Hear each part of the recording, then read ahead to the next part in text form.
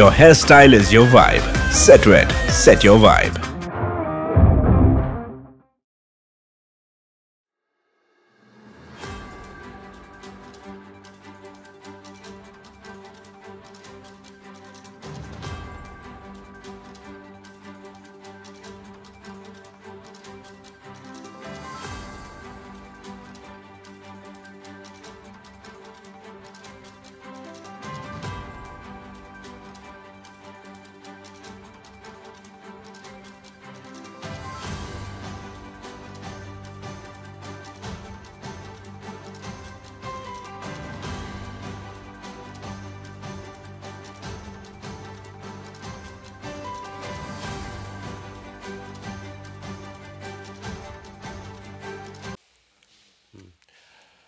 তো আজকে আমার এই সফরের অঙ্গ হিসাবে ফেনী নদীর পাড়ে যে এই এনভায়রনমেন্ট তৈরি করা হচ্ছে এটা দেখার একটা কর্মসূচি ছিল।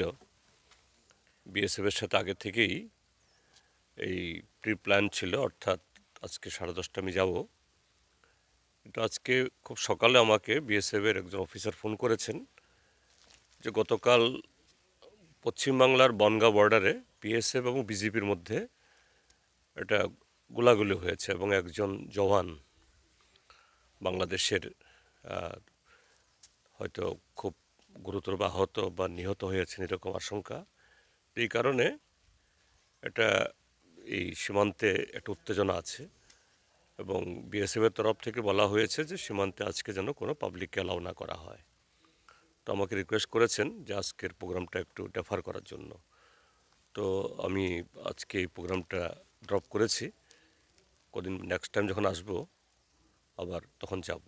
এবং আমার যাওয়ার উদ্দেশ্য হলেই আমি যখন গতবার সাবরুমে আসি কাঁঠালছড়ি আমতলি এলাকা ঘুরছিলাম এই ইতে ফেন্সিংয়ের পাশ দিয়ে রাস্তা দিয়ে, তখন উপরে দেখি বাংলাদেশের দিক থেকে তাদের যে এনভায়রনমেন্ট অর্থাৎ নদীর পার এত দারুণভাবে আদায় করা হয়েছে, কিন্তু আমাদের দিকটায় সেরকমভাবে করা হয়নি। কিছু বোল্ডার ফেলা হয়েছে, তাও এবড়ো থেবড়ো করে, তেমন কোনো প্রোটেকশন মেজার্স নেওয়া হয়নি।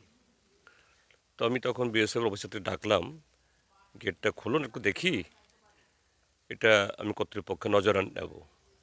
তখন বিএসএফের তারাও বললেন হ্যাঁ ঠিক স্যার, যে আমাদের এই দিকটায় বাংলাদেশের মতো করে কাজ হয়নি। এতে আগামী বর্ষাতে যখন এই খরস্রোতা হয়ে যাবে তখন আমাদের পারে ভাঙন ধরবে, এটা নজর নিতে পারে ভালো। তো এই কারণেই আমার উদ্দেশ্য ছিল এই বর্ডারটা আবার দেখা, আমাদের এনভায়রনমেন্ট দেখা, যাতে উপযুক্ত কর্তৃপক্ষের নজরে নিয়ে আসতে পারি। বাংলাদেশের মতো করেই যাতে আমাদের দিকটাও সাজানো হয়, এতে সৌন্দর্যও বাড়বে এবং প্রোটেকশন দুটোই হবে। এই হলো ঘটনা। সকালবেলায় সেই এই লুধুয়া যে চা বাগান শ্রমিক সমিতি, আমাদের রাজ্যের যে কটা শ্রমিক সমবায় পরিচালিত চা বাগান অনেক পুরনো, তার মধ্যে একটা লুধুয়া, এটা দেখতে গেছি। এখন তো অফ সিজন, সমস্ত গাছ কাটা হচ্ছে, কাজেই পাতা তোলা হচ্ছে না, কাজেই ফ্যাক্টরি ইত্যাদি বন্ধ। তো লুধুয়া নানা কারণে লুধুয়া ভুগছে। প্রথমত হলো তারা যে ঋণ নিয়েছিল প্রায় আজ থেকে বছর 10-11 আগে, ঋণ তারা শোধ করতে পারেনি, এনপিএ হয়ে আছে। আমি যখন ইন্ডাস্ট্রি মিনিস্টার ছিলাম তখনই সেখানে সবাই মিলে আমারও একটু ইন্টারভেন করতে হয়েছিল, আমি জানি ব্যাপারটা।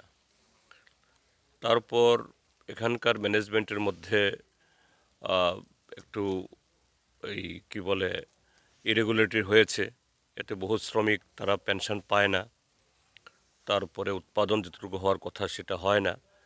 তো সবটা মিলিয়ে কি অবস্থা, এখানে তাদের যারা অ্যাভেলেবেল স্টাফ, পরবর্তী সময়তে ম্যানেজার তিনিও এসছেন এবং অন্য একজন পুরনো স্টাফ, তার সাথে কথা বলেছি এবং এখানে গিয়ে দেখলাম যে বিগত কয়েক বছরে নতুন করে তো এক্সপানশন প্ল্যান্টেশন করতে পারেনি তারা, যেটা বললেন, কিন্তু তাদের প্রায় ৮০ হেক্টর জমিতে যে প্ল্যান্টেশন আছে তাও ধরে রাখার জন্য যে ধরনের ফান্ড ফ্লো দরকার, আগে রেগা থেকে ডিএম এবং ব্লক থেকে যেভাবে ম্যান্ডেজ পেত, এখন নাকি সেরকমভাবে পাচ্ছেন না। এটা খুবই অসুবিধা হচ্ছে, এই জন্য তাদের এই গ্রিন এরিয়া কমে যাচ্ছে। তো আমি এটা তাদের নজরে নিয়ে আসব। তারপর এখানে একটা ক্র্যাশ ছিল বাচ্চাদের, শ্রমিকদের, শিশুদের, এই ক্র্যাশটা বন্ধ করে দিয়েছে, এটা চালু নেই। এছাড়াও পরিকাঠামোগত আরও অনেকগুলো অসুবিধার কথা তারা বললেন। আমি এই বিষয়গুলো তুলে ধরবো সরকারের কাছে, যাতে এগুলো নজর দেওয়া হয়। কেননা আমাদের রাজ্যে যে সম্ভাবনাময় যে কয়েকটা শিল্প, তার মধ্যে অন্যতম হলো চা। ভারতবর্ষে ত্রিপুরা হলো 5th লার্জেস্ট টি ইন্ডাস্ট্রি, চা শিল্প। আর কোঅপারেটিভ পরিচালিত চা বাগানগুলোর মধ্যে এই উত্তরের মাছমারা, তারপরে হলো এই সদরের এই এই কী বলে, হ্যাঁ, দুর্গাবাড়ি, তারপরে হলো এই দুটো আমাদের এখানে লীলাঘর এবং এই লুধুয়া। কাজে এগুলোকে আরও সমৃদ্ধ করার, আরও বেশি কর্মসংস্থান তৈরি করার, এবং চা এবং লুধুয়া চা বিশেষ করে এখানে গ্রিন টি, এটা খুবই বিখ্যাত।